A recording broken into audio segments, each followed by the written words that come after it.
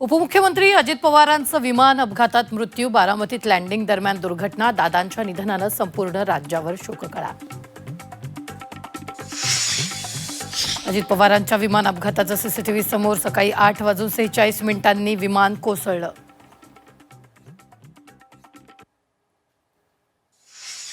विमान फिरलं आणि जमिनीवर कोसळलं तेव्हा मोठा स्फोट झाला. स्फोटानंतर घरापर्यंत विमानाचे तुकडे उडाले. प्रत्यक्षदर्शींनी सांगितला विमान अपघाताचा थरार.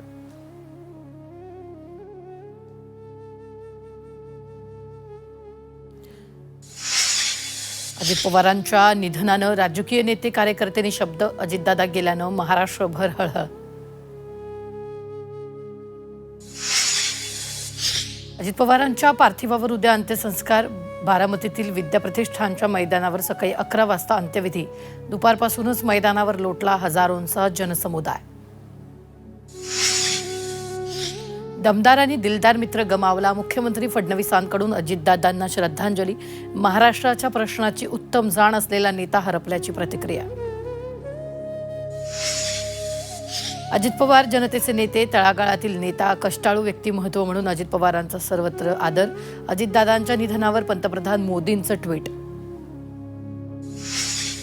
विमानात बसण्याआधी अजित पवारांचा राणा जगजितसिंह पाटलांना शेवटचा फोन.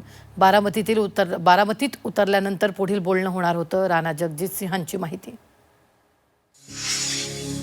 धावपट्टी सोडून विमान बाजूला का गेलं, जयंत पाटलांचा सवाल. वैमानिकाला धावपट्टी नवीन नसल्याचं केलं विधान.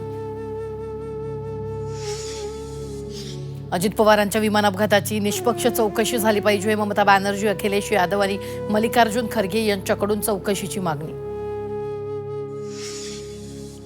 विमान अपघातात कुठलंही राजकारण नाही, चौकशीच्या मागणीनंतर शरद पवारांची प्रतिक्रिया. अजित पवारांच्या निधनानं मराठी सिनेकलाकार शोकाकुल. रितेश देशमुखांची ट्विट करून भावनिक प्रतिक्रिया. सुबोध भावे, अजिंक्य देव भाऊक.